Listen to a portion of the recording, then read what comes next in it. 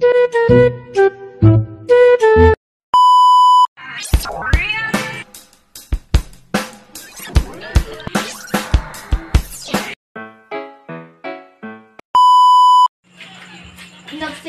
ni Ida nga, nagpintas kayo, nagpudaw pa. Ni nanay mo. O, Ate Dalia, si nanay na ang nagsabi na sexy ako at maganda ako. Ang puti-puti ko pa daw. Nagdakol lang mo tichan mo. Wag ka! Nanay ko rin nagsabi. A few moments later.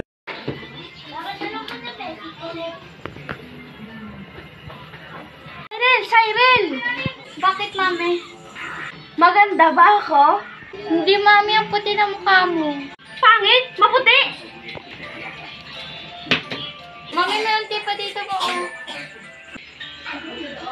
O yan, okay na ba? O yan, mami, sobrang ganda mo na. Oh. Okay siya, Rod. Go. Lambot talaga ng lips ko dito sa lips na to. Yo, Forma!